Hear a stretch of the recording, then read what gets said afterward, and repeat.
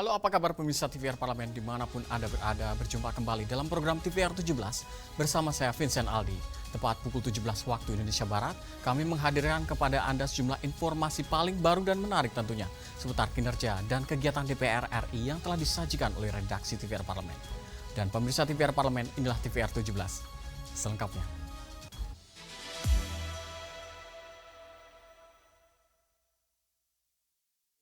Pemirsa, Komisi 6 DPR RI menilai solusi dari permasalahan relokasi masyarakat di proyek strategis nasional Eco City Rempang adalah melalui relokasi sesuai dengan keadaan geografis lingkungan, komunitas, dan pekerjaan masyarakat. Komisi 6 DPR RI menerima Aliansi Masyarakat Rempang Galang Bersatu terkait permasalahan relokasi masyarakat di proyek strategis nasional Eco City Rempang. Anggota Komisi 6 DPR RI Budi Kanang mengatakan proyek strategis nasional Eco City masih menuai penolakan dari masyarakat karena kurangnya sosialisasi di awal perencanaan. Masyarakat masih belum memahami konsep Eco City secara jelas sehingga membutuhkan pendekatan yang detail. Tujuannya agar penggantian lahan dan bangunan milik masyarakat dapat berjalan sesuai harapan.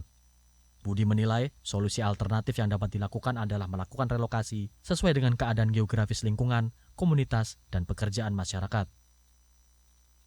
Ketika ini yang dimengerti hanya relokasi, jadi mereka dipindahkan, nilai tanahmu berapa, nilai rumahmu berapa, saya tuker sebesar 500 meter persegi, saya bangun rumah, kalau ada kelebihan dari ini tak tambahi, ditambahi, kalau kurang ya sudahlah.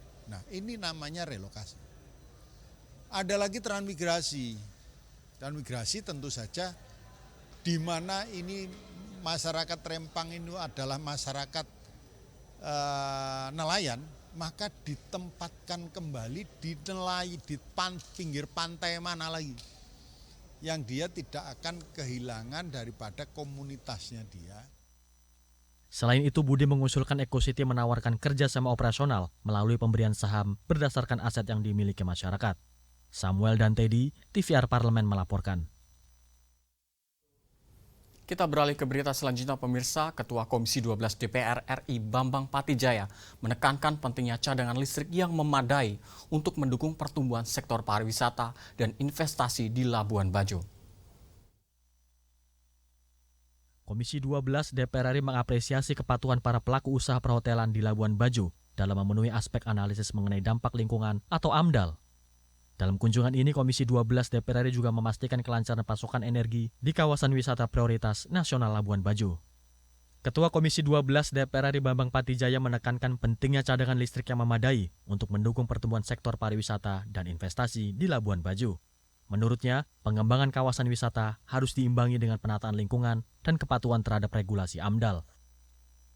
Jadi kita mendapat temuan bahwa memang reserve margin untuk Labuan Bajo ya ini ada di titik kritikal, sehingga memang perlu segera ada pasokan tambahan sehingga untuk mengantisipasi pertumbuhan daripada konsumsi baik itu masyarakat maupun dari pihak investasi. Dan kami juga senang kita melihat bagaimana secara umum hotel-hotel ataupun fasilitas pariwisata yang lain itu berkembang di sini sesuai dengan kaidah-kaidah lingkungan hidup AMDAL, ya, AMDAL dari beberapa hotel, kemudian juga sistem limbah seperti apa, jangan sampai mencemari. Kita perlu optimalkan dan mensosialisasikan tentang bagaimana biar sampah itu bisa lebih terkendali. Pembangunan berkelanjutan di daerah destinasi super prioritas merupakan bentuk komitmen DPR RI. Para pelaku usaha pariwisata, termasuk pengelola kapal dan hotel, perlu berkomitmen terhadap kelestarian lingkungan, termasuk pengelolaan limbah. Dari Nusa Tenggara Timur, Rizky Kurniawan, TVR Parlemen melaporkan. Pemirsa, Komisi 1 DPR RI akan memberikan dukungan anggaran untuk memperkuat sistem keamanan laut Indonesia dengan perluasan armada serta penguatan alutsista teknologi komunikasi untuk keamanan laut. Menindaklanjuti pembahasan dalam rapat panitia kerja RUU Keamanan Laut, Komisi 1 DPR RI melakukan kunjungan ke Pangkalan Utama TNI Angkatan Laut 7 di Kupang, Nusa Tenggara Timur atau NTT. NTT merupakan salah satu daerah kepulauan dengan wilayah laut yang lebih luas dibandingkan daratan. serta berseberangan dengan 2 negara tetangga, yakni Republik Demokratik Timur Leste dan Australia. Wakil Ketua Komisi 1 DPR RI Ahmad Heriawan mengatakan sistem keamanan laut Indonesia masih lemah. Hal itu ditandai dengan maraknya illegal fishing, penyelundupan barang, perdagangan narkoba, hingga tindak pidana perdagangan orang. Minimnya alutsista serta teknologi yang kurang canggih menjadi salah satu pemicunya. Berkaitan dengan itu, Komisi 1 DPR RI akan memberikan dukungan anggaran untuk perluasan armada serta penguatan alutsista dan teknologi komunikasi untuk keamanan laut. Untuk mengamankan kedaulatan laut kita, ya berapapun anggaran yang diperlukan tentu saja harus kita sediakan sedapat mungkin supaya kita bisa mengamankan lautan kita. Pada saat yang sama, selain kita mengamankan apa yang kita miliki di lautan kita, juga kita bisa mengamankan dari bahaya-bahaya yang masuk, ya, baik itu bahaya selundupan barang-barang ilegal, termasuk barang-barang haram, narkotika, senjata ilegal dan lain sebagainya. Itu harus kita jaga dengan baik, selain illegal fishing yang biasa dalam isu kelautan kita. Selain penyempurnaan alutsista dan teknologi komunikasi, Komisi 1 DPR RI juga mendorong penguatan kerjasama internasional sebagai upaya mengatasi ancaman keamanan laut yang bersifat transnasional. Dari Nusa Tenggara Timur, Rodiah, TVR Parlemen melaporkan. Pemirsa, Kejaksaan Agung berhasil membongkar jaringan permainan hukum yang melibatkan uang suap dalam jumlah 60 miliar rupiah. Dan 4 hakim kini harus mempertanggungjawabkan perbuatannya.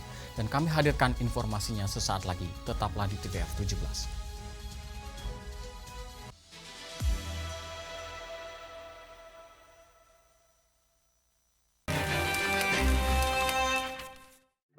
Halo, saya Meli Guslow. Saya dari fraksi Partai Gerindra, Daerah Pemilihan Dapil Jawa Barat 1.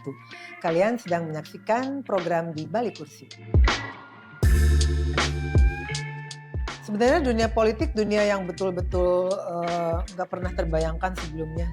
Sama sekali, 1% pun nggak terbayangkan. Tapi ketika saya punya profesi sebagai pencipta lagu, sebagai musisi, ada beberapa hal yang sepertinya memang harus saya perjuangkan di dalam.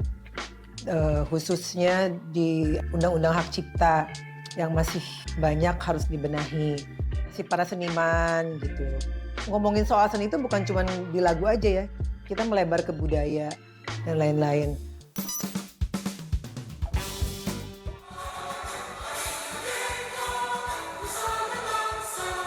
Hari lahirnya engkau Indonesia, merdeka, sekali merdeka tetap merdeka. Deg-degan.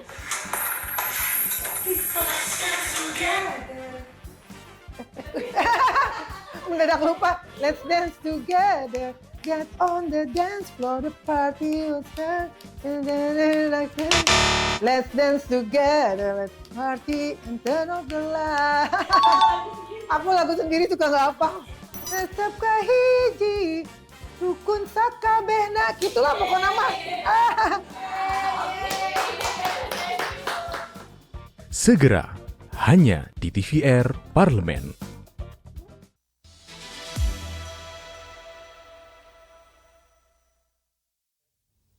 Terima kasih Anda masih bersama kami di TVR 17 pemirsa. Berdasarkan data Indonesian Corruption Watch, sejak tahun 2011 hingga 2024 terdapat 29 hakim yang terjerat kasus dugaan suap yang mencapai hingga 107 miliar rupiah.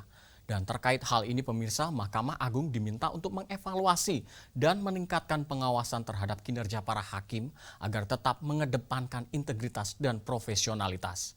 Simak liputan mendalam yang telah disajikan oleh tim redaksi TVR Parlemen dalam segmen editorial Parlemen berikut ini.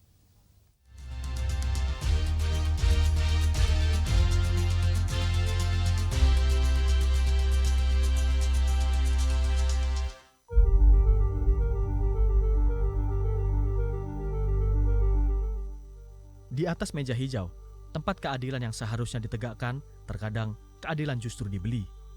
Kepercayaan publik terguncang oleh tindakan menyimpang seorang hakim. Mereka yang seharusnya menjadi benteng terakhir kebenaran justru terbukti menerima suap dalam perkara besar kasus korupsi minyak goreng. Vonis yang seharusnya menjadi hukuman setimpal bagi kerugian negara justru berubah menjadi vonis lepas alias membebaskan terdakwa dari jerat hukum. Tapi publik tidak tinggal diam. Kecurigaan muncul, tekanan masyarakat menguat, dan penyelidikan pun dibuka. Hasilnya Kejagung mampu membongkar jaringan permainan hukum yang melibatkan uang suap dalam jumlah 60 miliar rupiah. Total ada 4 hakim yang kini harus mempertanggungjawabkan perbuatannya. Bukan hanya di mata hukum, tapi juga di hadapan nurani bangsa. Kasus ini menjadi peringatan keras. Ketika hukum diperjualbelikan, keadilan hanya akan menjadi ilusi. Apalagi kasus suap terhadap penegak keadilan bukan kali ini saja. Indonesian Corruption Watch mencatat sejak tahun 2011 hingga 2024 ada 29 hakim yang terjerat kasus dugaan suap. Total nilai suapnya mencapai 107 miliar rupiah. Anggota Komisi 3 DPR RI Martin Daniel Tumbelaka menyayangkan banyaknya hakim pengadilan negeri yang terjerat kasus suap. Mahkamah Agung perlu mengevaluasi dan meningkatkan pengawasan terhadap kinerja para hakim agar tetap mengedepankan integritas dan profesionalitas.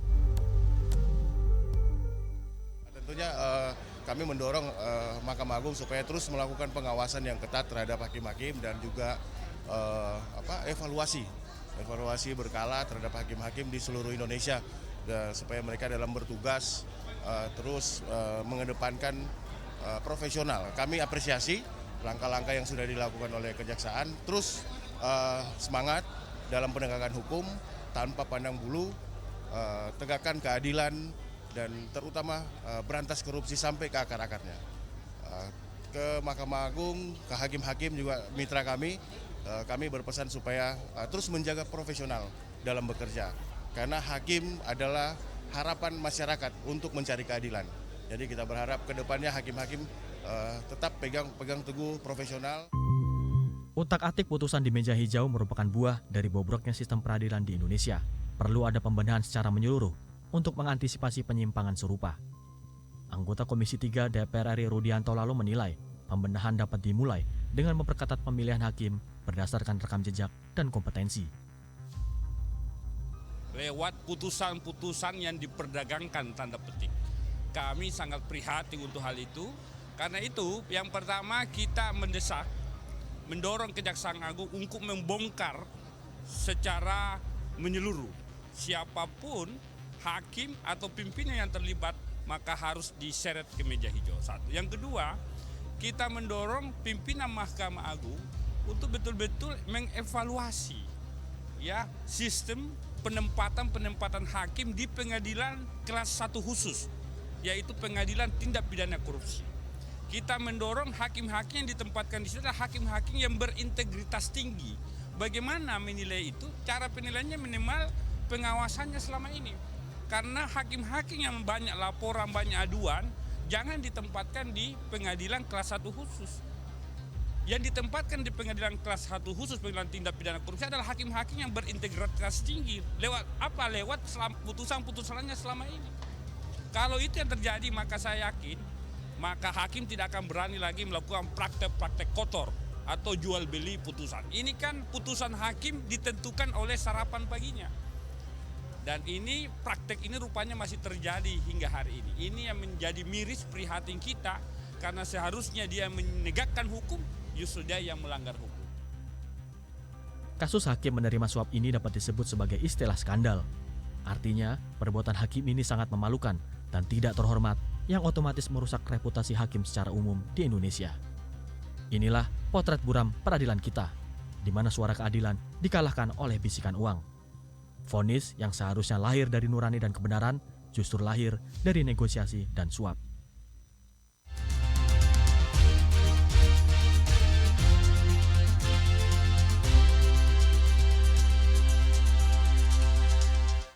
Pemirsa, setelah sempat dihapus pada masa kepemimpinan Mendikbud Nadiem Makarim melalui kurikulum Merdeka, sistem penjurusan IPA, IPS, dan Bahasa di sekolah menengah atas akhirnya akan diterapkan kembali. Dan kebijakan ini mengundang berbagai tanggapan, baik dari kalangan pendidik maupun orang tua siswa. Dan informasi selengkapnya usai jeda berikut ini. Tetaplah di TVR 17.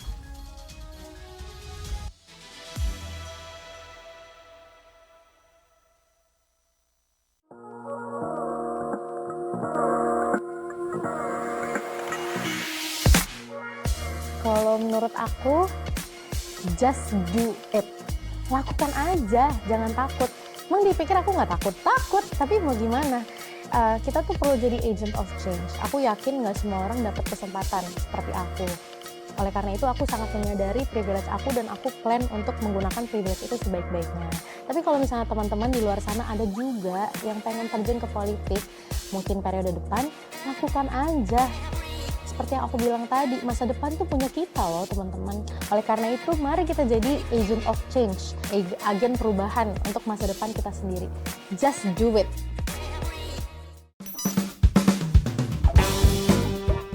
Benar atau tidak, Ketua Umum Partai Gerindra adalah Bapak Prabowo Subianto? Benar. Benar atau tidak, hari Kartini adalah jatuh pada tanggal 22 April? Salah. Yang benar? Oke, terakhir ya, benar atau tidak, lambang dari Partai Gerindra adalah gambar kepala burung Garuda? Benar, warna kuning ya. Segera, hanya di TVR Parlemen. Kehadiran mereka tidak hanya mewakili suara perempuan, tetapi juga membawa perspektif yang beragam serta pengalaman hidup yang unik ke dalam proses pembuatan kebijakan. Saksikan Perempuan Parlemen hanya di TVR Parlemen.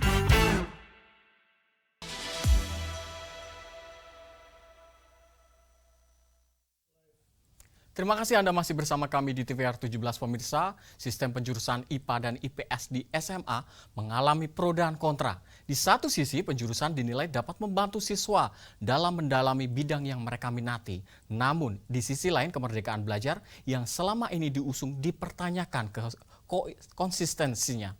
Apa alasan dibalik kebijakan baru ini dan bagaimana dampak terhadap arah pendidikan nasional ke depan? Dan untuk selengkapnya berikut laporan rekan kami Nazia Sudija dari Gedung DPR RI Senayan, Jakarta. Baik pemirsa TVR Parlemen dimanapun Anda berada, seperti diketahui bahwa Kementerian Pendidikan Dasar dan Menengah berencana untuk mengembalikan sistem penjurusan IPA, IPS, dan Bahasa yang sebelumnya dihapus pada era Menteri Nadiem Makarim melalui kurikulum Merdeka. Dan Komisi 10 DPR RI telah menyetujui penerapan kembalinya sistem penjurusan ini dimulai dari kelas 11 SMA pemirsa.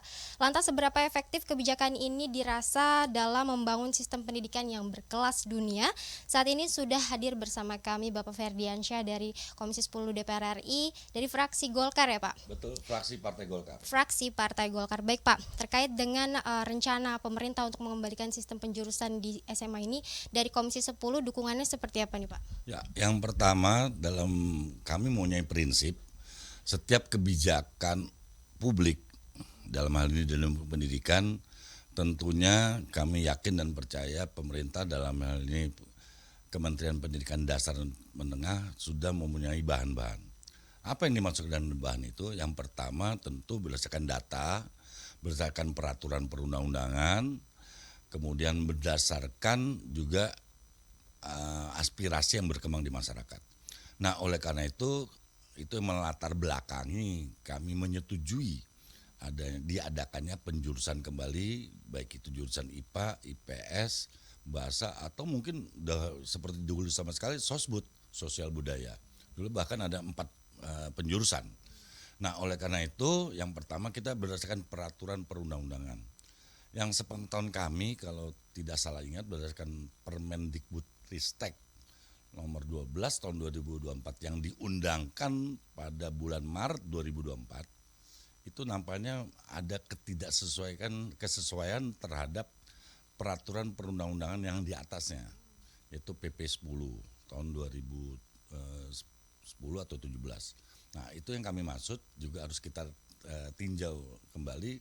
Kalau memang itu benar berarti memang penjurusan ini memang masih bisa dilakukan, artinya layak. Tinggal ini bagaimana pelaksanaannya. Karena supaya tidak terjadi kegamangan di masyarakat.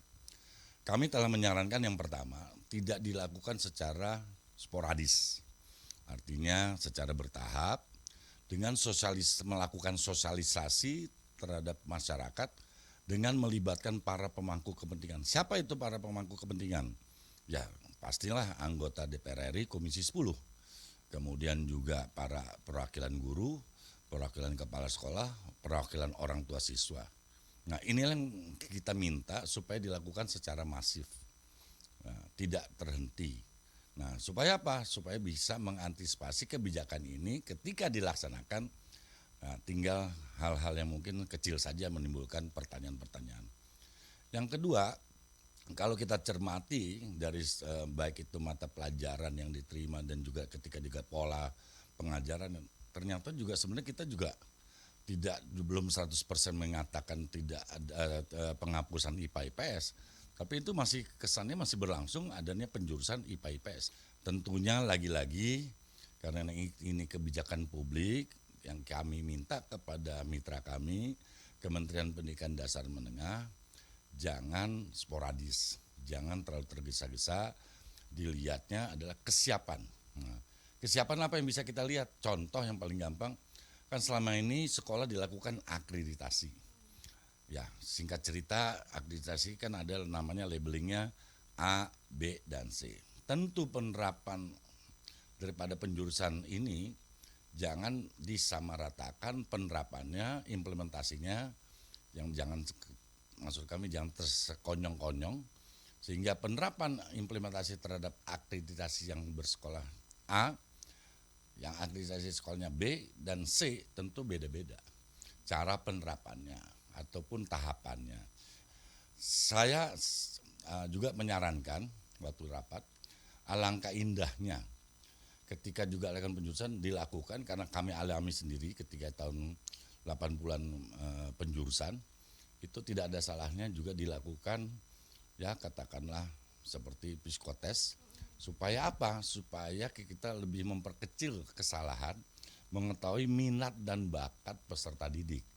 Nah, sehingga apa? Ketika dipenjuruskan si siswa ini apakah IPS, apakah IPA, apakah bahasa, apakah sosial budaya, dia memang ada minatnya di situ. Itu dasar minat. Kemudian bakat, yang ketiga adalah juga hasrat. Ada nggak hasratnya di situ? Jangan sampai dia dalam perjalanan semester berikutnya setelah penjurusan dia ternyata terkaget-kaget atau tergopoh-gopoh terhadap mata pelajaran yang diterima akibat penjurusan itu. Nah, oleh karena itu penting bagi kami adalah melakukan sosialisasi yang masif dan memberikan pemahaman supaya ini tidak menjadi masalah publik terhadap dunia pendidikan. Terima kasih Pak atas penjelasannya yang cukup detail. Baik pemirsa, itu tadi wawancara saya dengan Bapak Ferdiansyah, anggota Komisi 10 DPR RI dari Partai Golkar terkait dengan rencana pemerintah untuk mengembalikan sistem penjurusan IPA, IPS dan juga bahasa di SMA kita. Dan tadi disampaikan oleh Bapak Ferdiansyah bahwa ini harus dilakukan sosialisasi secara masif dari pemerintah untuk mengembalikan sistem penjurusan ini agar tidak terjadi kehebohan di masyarakat dan juga di sistem pendidikan Indonesia. Dan tadi juga terkait dengan peta jalan pendidikan ya Pak, disampaikan Bapak Ferdiansyah bahwa ini nantinya akan segera dilaksanakan ketika revisi Undang-Undang Nomor 20 Tahun 2003 tentang Sistem Pendidikan Nasional ini dilaksanakan di Komisi 10 DPR dan juga DPR RI yang akan datang. Baik pemirsa, demikian yang dapat kami sampaikan. Saya Nazia Sudirja kembali ke studio. Selanjutnya pemirsa, apa saja yang menjadi sorotan di media online nasional pada hari ini? Usai jeda tetaplah di TVR 17.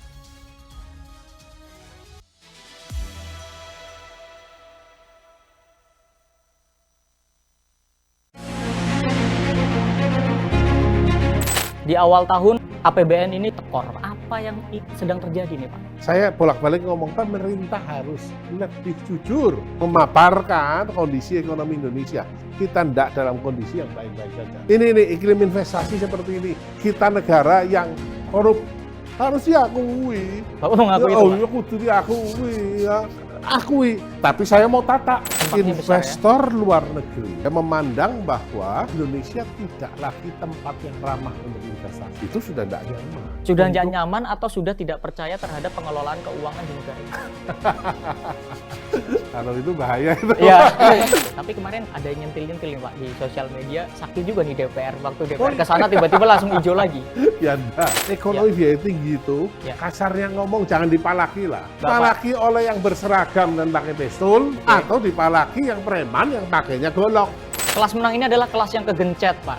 untuk menyelamatkannya seperti apa? Ini kan adalah penopang ekonomi Indonesia ini loh Pak. tanda bahwa bisnis lagi susah. Itu tugasnya Danantara. Ya, kudu jelas mau investasi di mana, return-nya seperti apa, payback-nya seperti apa. Ini kudu dikelola dengan benar. Karena kalau salah mengelola Danantara, rontok Indonesia. Saya keras di sini. Hanya di TVR Parlemen.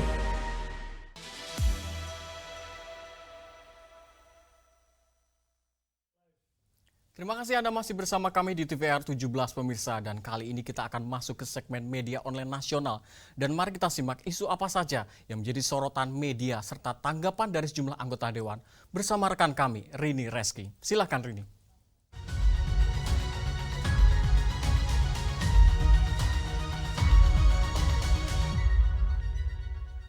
Baik, terima kasih rekan Vincent, dan selamat sore pemirsa. Kita masuk ke berita pertama yang menjadi headline di media online pada hari ini, yaitu mengenai Okta Kumala Dewi yang menyerahkan 5 unit traktor kepada kelompok tani di Kabupaten Tangerang. Kita lihat ke layar kaca pemirsa. Baik, di sini anggota DPR RI yaitu Okta Kumala Dewi bersama Kementerian Koordinator Bidang Pangan Indonesia menyerahkan bantuan 5 unit traktor bajak sawah kepada kelompok tani di Kecamatan Kemiri dan juga Kecamatan Kronjo, Banten. Tentunya sebagai bagian dari upaya mendukung program swasembada pangan nasional. Dan di sini pemirsa, pemberian traktor ini bertujuan untuk meningkatkan efisiensi, efektivitas dan juga produktivitas para petani. Dan pemirsa, tentunya bantuan ini juga diharapkan dapat membantu kesejahteraan masyarakat dan juga memperkuat ketahanan pangan nasional, di mana petani berperan sebagai ujung tombaknya. Dan hal ini merupakan bentuk nyatanya dukungan terhadap program Astacita yang didukung Presiden Prabowo Subianto dan juga Menteri Koordinator Bidang Pangan yaitu Zulkifli Hasan. Dan kita beralih ke berita selanjutnya pemirsa yang juga menjadi headline di media online pada hari ini, yaitu mengenai Ketua BAM yang mendukung ojol yang butuh kepastian hukum. Kita lihat kembali ke layar kaca. Baik pemirsa, di sini Ketua Badan Aspirasi Masyarakat DPR RI yaitu Neti Prasetyani Aher menilai perlunya penguatan regulasi dan juga perlindungan hukum yang jelas bagi para pengemudi ojek online. Dan hal ini merespon banyaknya keluhan dari pengemudi yang merasa posisi mereka tidak seimbang, terutama ketika kebijakan aplikator dinilai merugikan. Belum adanya regulasi yang berpihak kepada para pengemudi ojol membuat mereka tidak mendapat jaminan sosial, keselamatan kerja dan juga jaminan kesehatan dan sebagainya. Di sini DPR RI akan terus mengawal aspirasi para pekerja informal, termasuk pengemudi ojek online. Tentunya pemirsa, agar proses pembahasan regulasinya masuk dalam prioritas pembahasan legislasi di DPR RI. Baik, itu tadi headline di media online pada hari ini yang saya sampaikan terkait dengan Okta Kumala Dewi yang menyerahkan 5 unit traktor kepada kelompok tani di Kabupaten Tangerang dan juga Ketua BAM yang mendukung ojek online yang butuh kepastian hukum. Sekian dari saya, Rini Reski, kembali ke rekan Vincent Aldi. Terima kasih pemirsa, selamat sore.